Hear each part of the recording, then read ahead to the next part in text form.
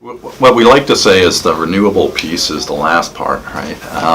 And so what we want to do is, the things we control certainly are the building and its systems, but through the process, and one of the things that we learned is that net zero is derived from the operation of the building, right? And so just as we were talking before, engaging stakeholders and bringing them along, and having them take ownership of this idea is as important as the nuts and bolts, or brick and mortar design of the building. So we can certainly optimize the orientation, optimize the fenestration, optimize the room configurations and the colors and the ceiling form and the mechanical systems and the power systems. But then it takes somebody to operate the building properly to achieve the goals. And what we've found in some ways is that through the power of the conversation, if you ask the right questions, you can actually change the culture of the school district for the better. And that sounds kind of arrogant, but an example is that if you meet with the food service folks and realizing that a lot of the energy in a school goes into the kitchen, if you're not careful, that you can change both the timing of when they turn things on, and also what they're actually comprising their menu of, which can have a really dramatic effect on the energy performance of the building.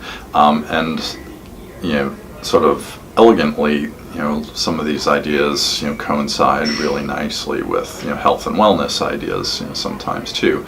So you can have, an emphasis on no cooking on a particular day of the week, which might emphasize, salads and other sort of healthy foods, so the fryer's off, and, or maybe there's no fryer in the building.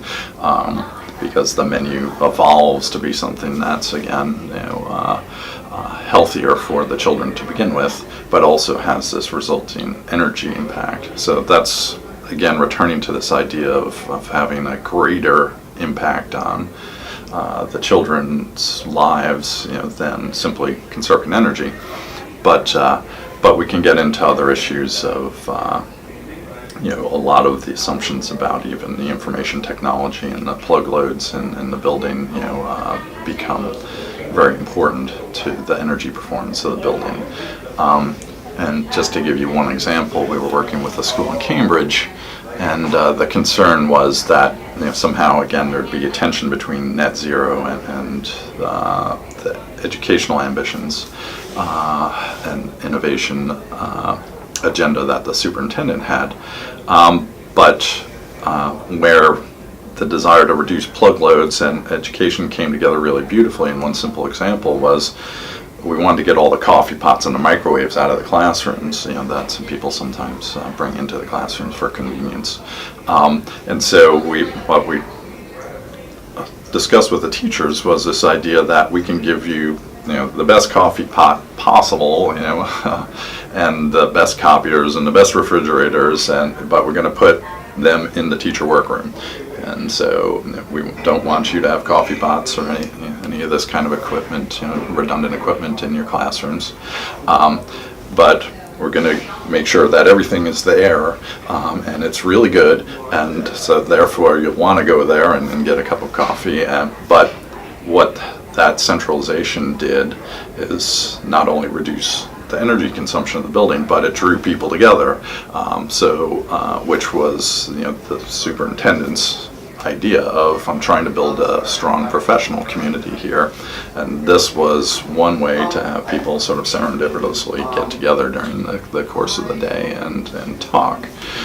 So again, energy and education started to reinforce each other through this conversation of what some of my colleagues say, not do without, but do differently, and in some ways is what we're pursuing when we're having this sort of conversation over net zero and what it means for a school. So after that, hopefully we've reduced demand, very dramatically, through the design and then through the new operational ideas for the school. Then you get to the renewable side, and then hopefully the PV or geothermal or whatever systems, usually several, coming together. Those systems are smaller, and more cost effective as a result, because of the commitments to both design and operation up front.